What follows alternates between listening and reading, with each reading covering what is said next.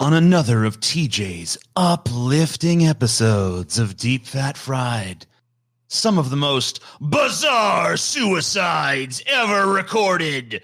Dun dun dun dun dun dun dun. Deep Fat Fried suicide. Deep Fat Fried. La la la la la.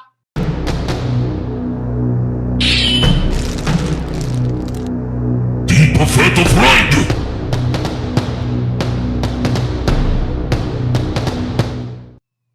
All right.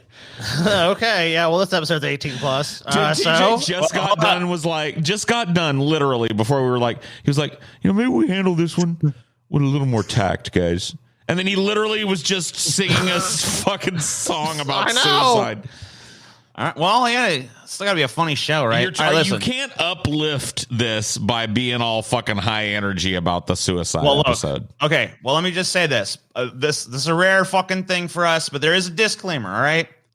Listen, suicide's a very serious matter. We take that very seriously. I know there's people out there in our audience who probably struggle with depression and maybe have these kind of feelings, and maybe this isn't the episode for them. Yeah. Maybe they should tune out. Yeah, probably. But if anyone out there is feeling suicidal, I urge you to call the National Suicide Prevention Hotline, 1-800-273-8255. Once again, 1-800-273-8255. Yeah, I'll also put a link to them down below. Yes. So there's that. Okay, now we've covered our ass. Let's get into the suicides. Yeah! Oh, wait. Don't mask it with high energy, right? It's so sad. I want to tell you about the tragic story of Peg Entwistle.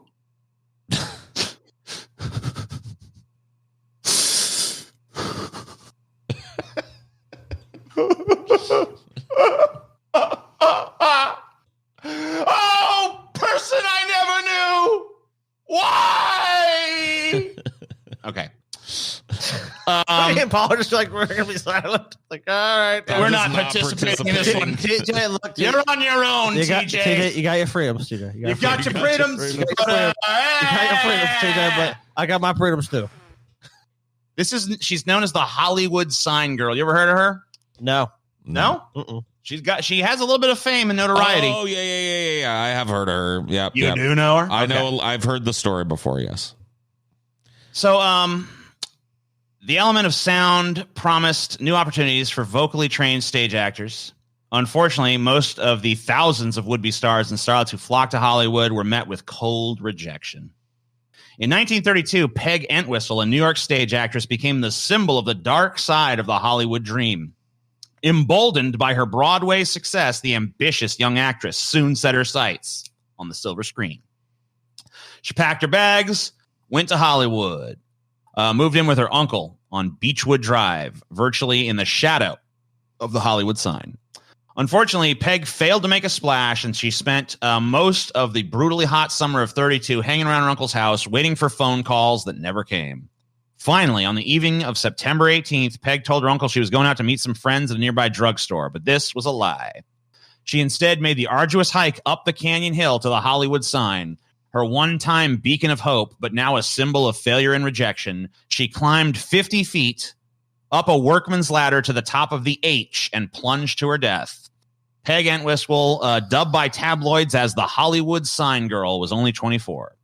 According to Hollywood legend, a letter to Peg arrived the day after her death from Beverly Hills Playhouse. She was offered the lead role in a play about a woman driven to suicide, but that, of course, is just up. I've heard that that's just like something. I mean, in Hollywood, of course, somebody's going to come up with some sort of ironic shit like that. Like, she was offered the role of her life the day after she died. Well, there's already a beautiful irony to this in that she went to Hollywood to become famous, failed, and then became famous in death. This is like a deal you make with the devil. It's like, I want to be famous. I want to be famous in Hollywood. No problem. Yes, of course. Just sign your soul away. Fame shall soon find you.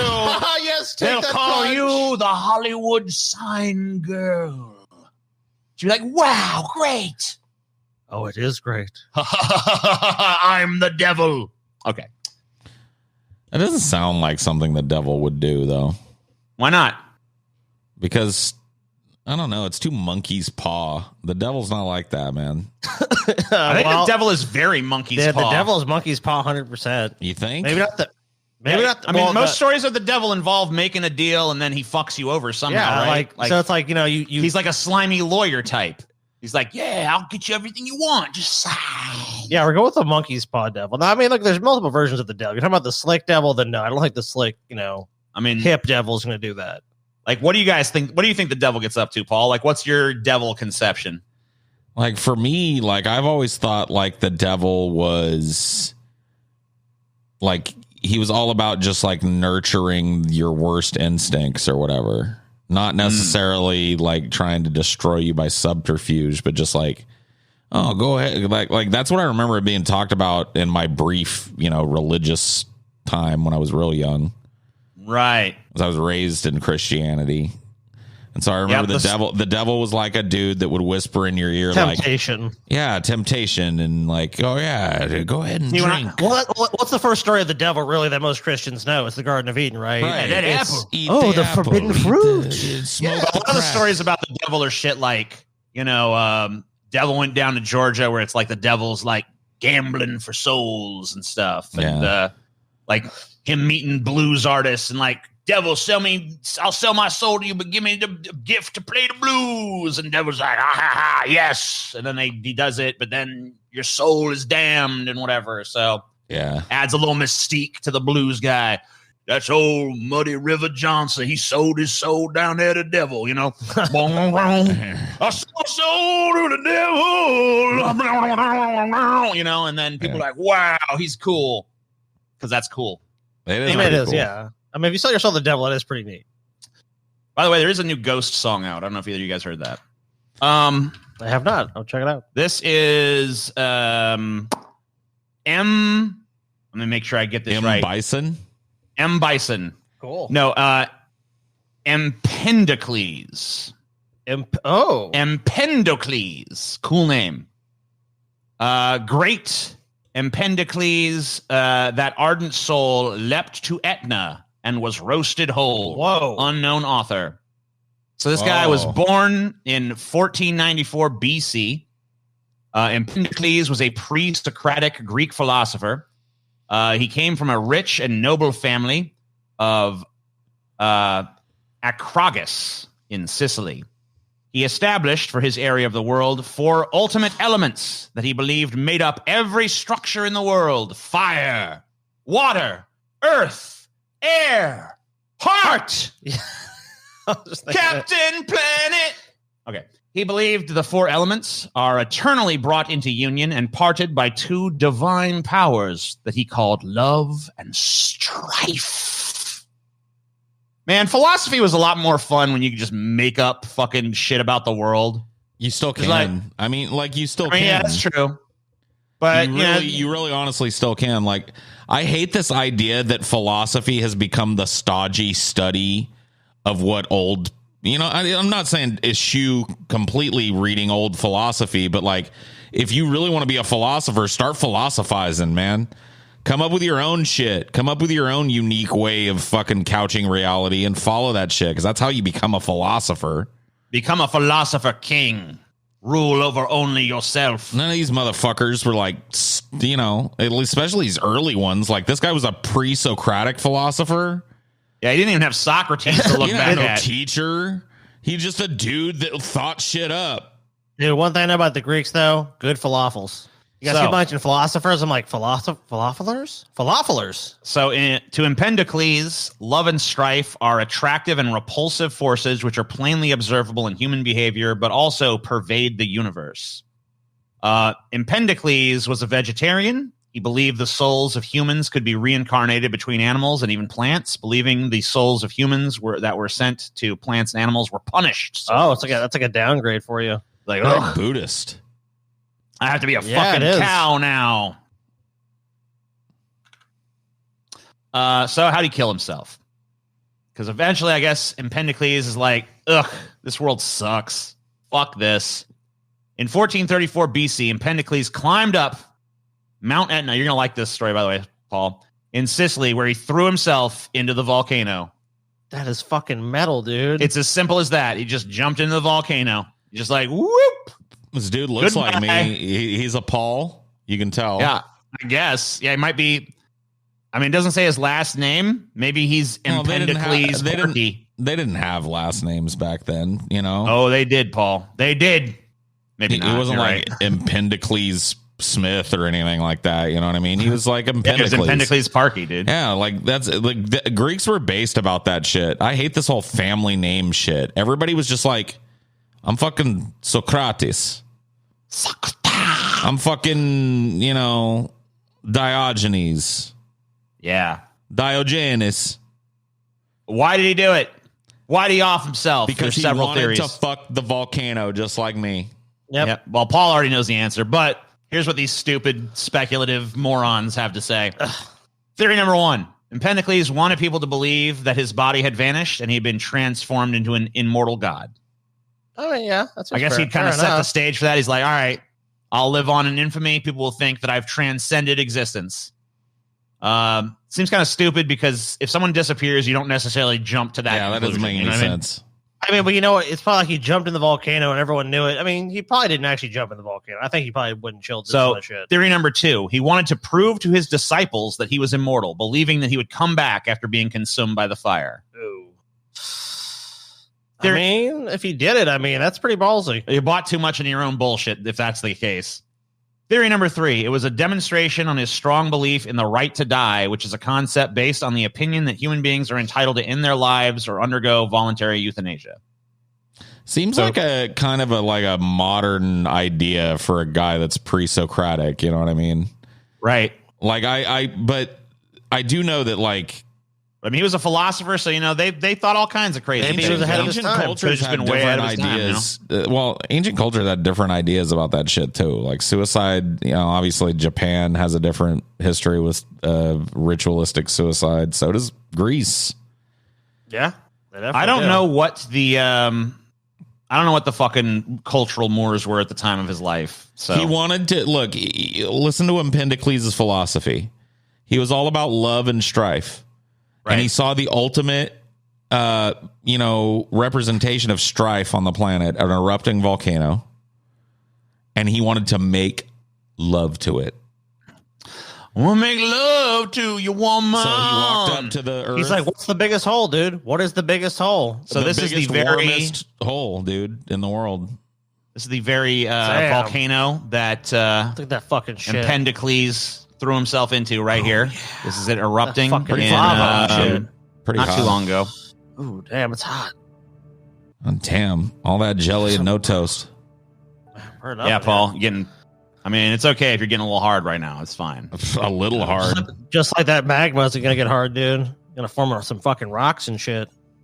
So yeah, this is apparently the one he jumped into. Now, of course, with a lot of these old philosophers and shit, grain of salt, grain of salt, grain of salt. We don't even know if Socrates was a real person, so he wasn't. Who the fuck knows? He almost certainly was not. It's largely believed that Socrates, Diogenes, and I'm sure that there's a fucking equally good chance that Empedocles is yet another interesting character of fiction. Yeah, but still interesting.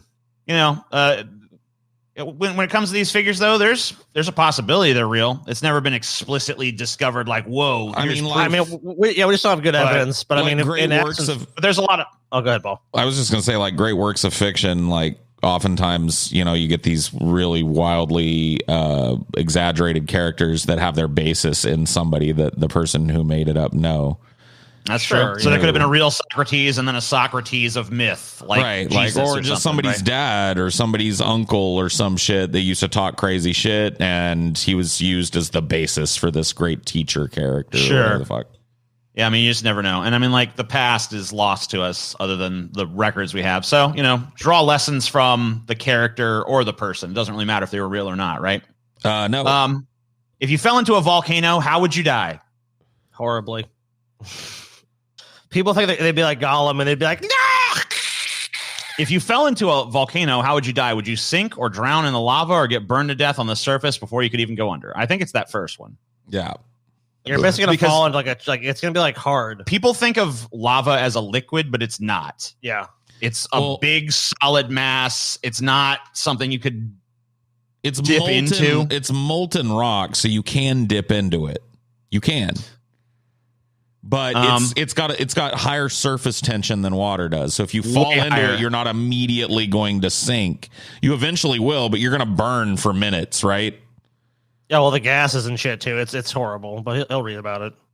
Magma and lava are molten rock, but they don't behave like other liquids. First, they're very dense, 2 or 3 times as much as water and the human body. Because of that density difference, a body thrown into a volcano, whether it belongs to Gollum or a sacrificial virgin, is going to float.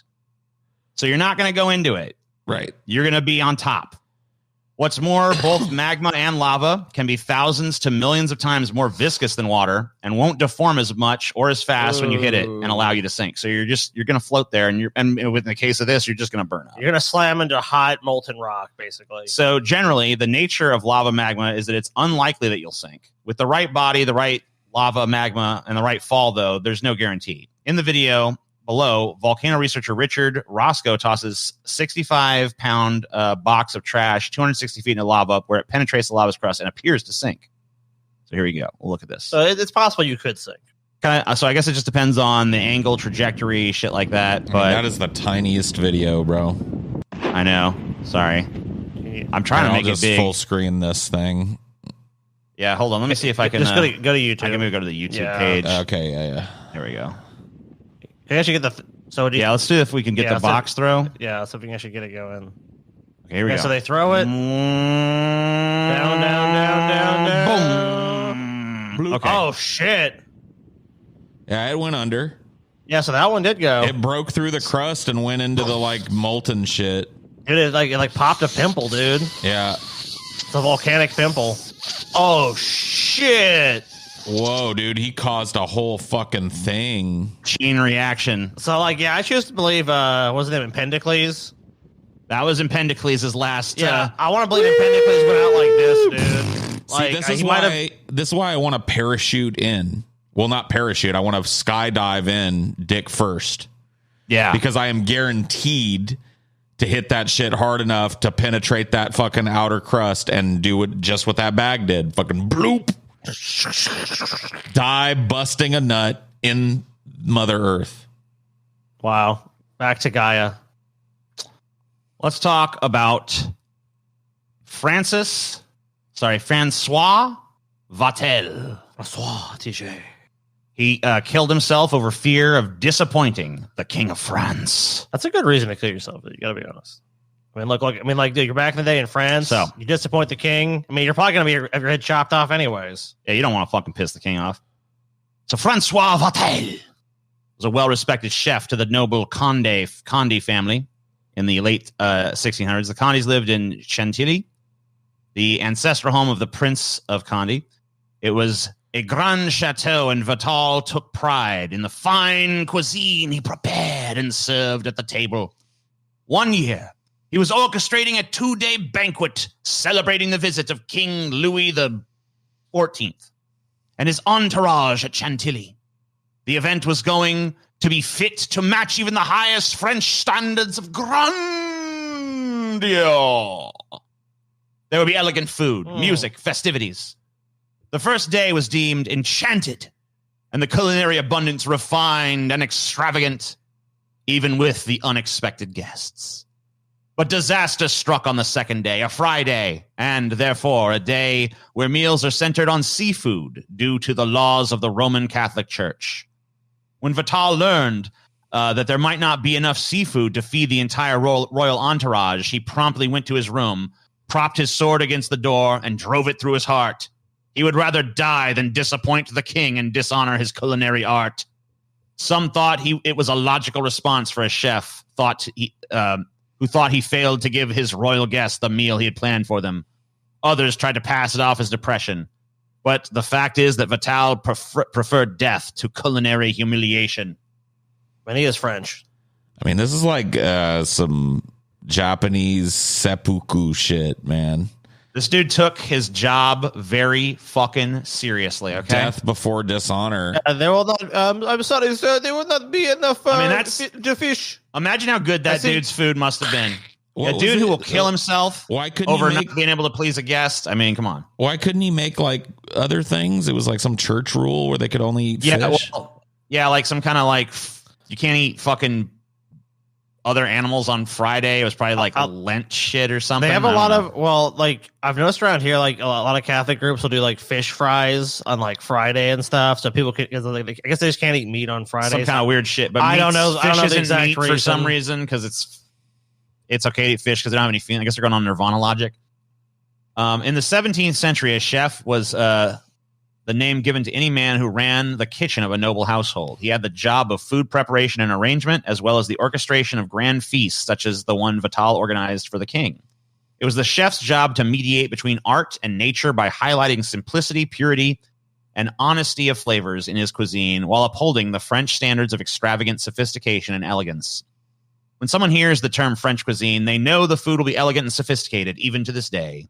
Adhering to this new standard of French culinary art was a way to uphold the honor of France. In French cuisine, there are only exquisite meals that are beautifully and carefully prepared. And this is just like a suck in the dick of French cuisine at this point. But yeah, that just shows you how seriously these fucking frogs take this shit, right?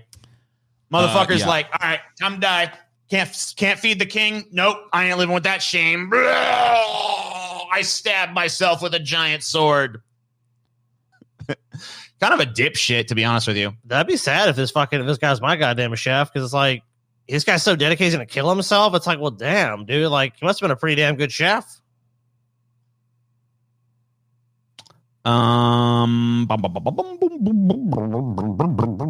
This is not really, I guess. I mean, it is a suicide because it's a suicide bomber, but he didn't die in the way he intended to. Suicide bomb trainer in Iraq accidentally blows up his class. Whoops. Oh man. Oopsie daisy. Not a very smart thing to do. No. Man, that's definitely some Darwin Award winning shit here. I'm going to share that screen again here.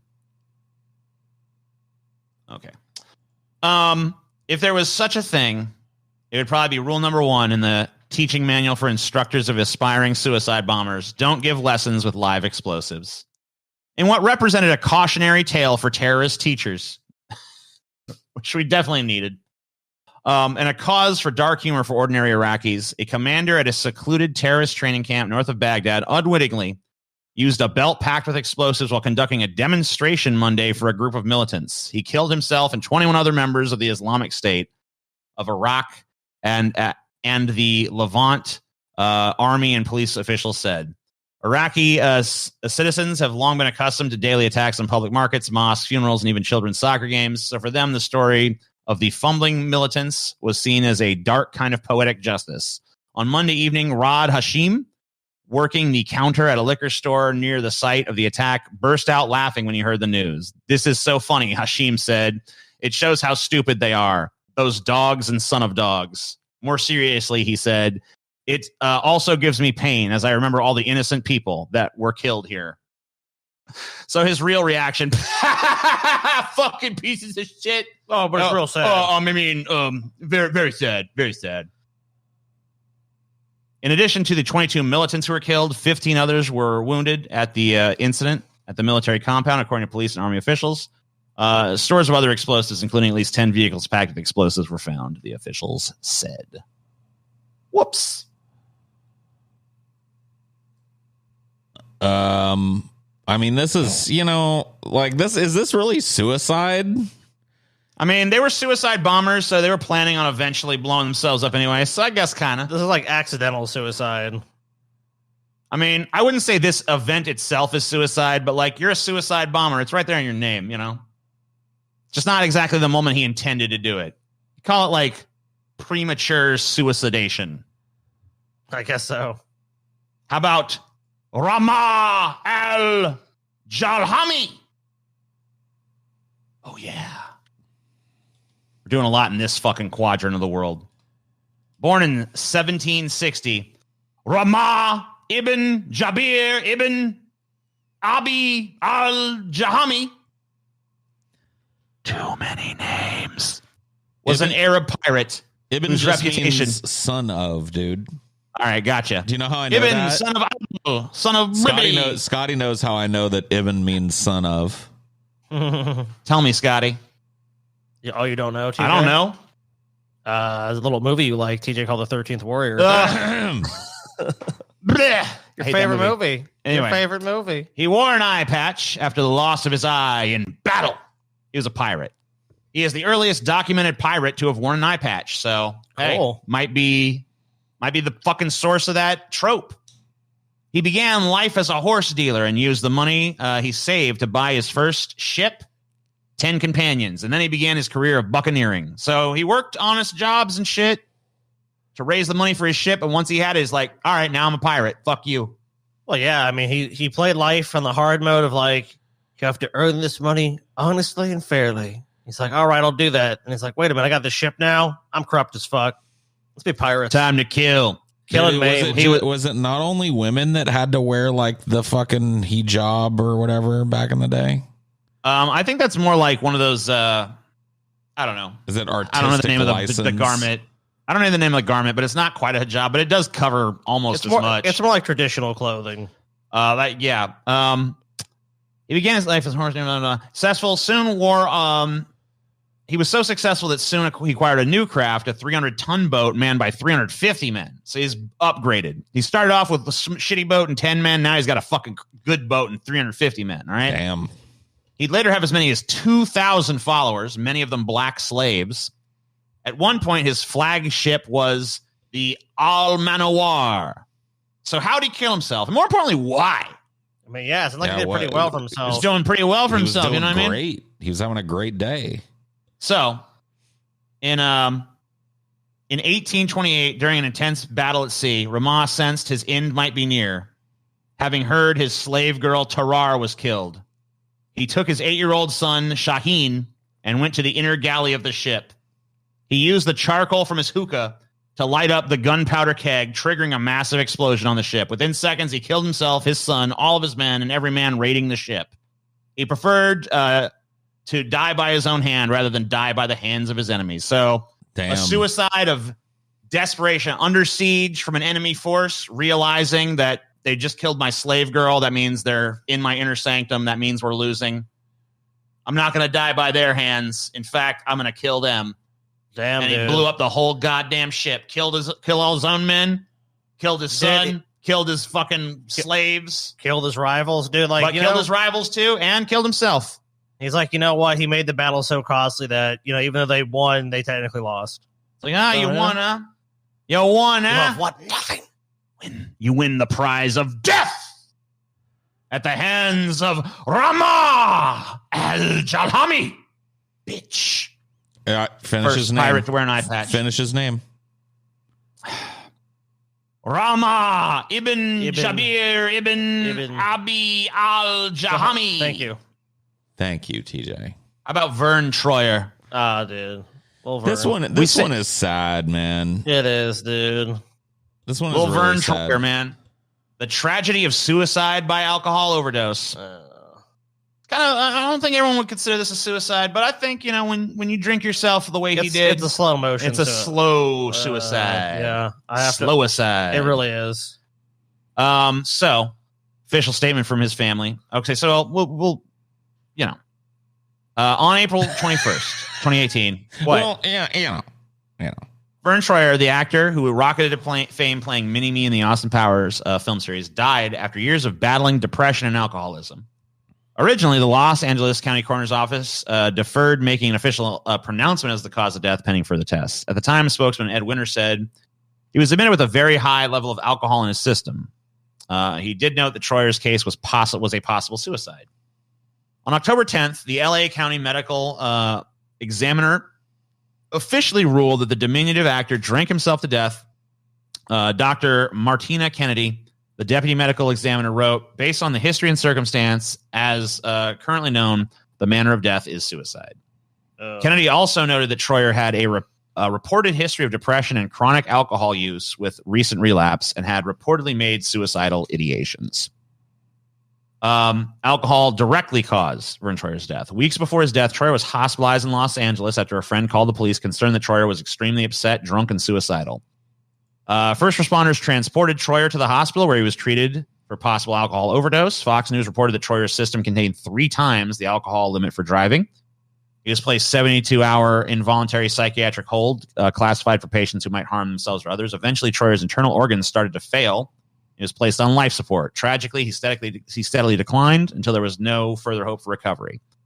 His family made the difficult decision to discontinue life support, and he slipped away at the age of 49. I mean, that's just a case of like someone has no will to live. So, I mean, at that point, only one conclusion. This was far from his first emergency involving alcohol. TMZ had reported that Troyer nearly died from an alcohol overdose in 2002 and had been checked into rehab for alcohol multiple times.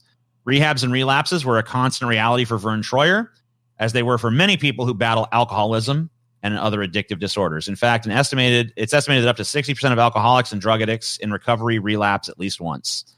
Troyer relapsed in 2006 and subsequently checked into a treatment center in Michigan. About that relapse incident, Alina Foncaro, Troyer's manager, said, "Alcoholism is an illness that comes and goes, and Verne realizes he was slipping. He decided to go back to rehab because he's determined to maintain his sobriety." Troyer was hospitalized and subsequently received treatment for alcohol addiction in April 2017, almost exactly 1 year before his death. So this is about dwarfism and drinking. Verne Troyer was extremely self-conscious about his size. He was 2 feet 8 inches tall. Even though his stature helped him land roles and brought him fame and fortune, like many other people with dwarfism, he consequently struggled with depression. Rebecca Bailey, an advocate who also lives with dwarfism herself, spoke to Men's Health and said, "It's something that is prevalent but very rarely discussed. Growing up, when I'd attend conferences, I'd see a lot of young adults heavily drinking.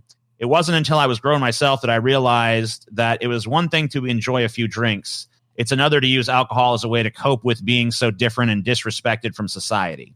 It took too long for that conversation to be had in our community, and it took too many lives before it did." Even going back to the shit we talked about on the show before about the midget episode. Yeah, the midget episode. We talked about what's the Little People episode. Little People. Yeah. We talked about the Wizard of Oz and how the fucking Munchkins were all like drunk and all shit. drunks. So I guess you kind of see like there is in this group of people. Yeah, they're not drunks because they're like having a good time necessarily. They're drunks because they obviously have like a lot of body image issues and stuff because you know they're very small compared to most people, which is like the defining characteristic, obviously. Yeah, there was a famous guest on the Howard Stern show called Hank the Angry Drunken Dwarf. Yeah. Who would come on and he was just an irascible drunk, and there was a reason, the kind of a sad reason, and he died young like Verne did. Yeah, so. I mean, like I hate to say it, but it's got to be easier to drink yourself to death when you're that size too.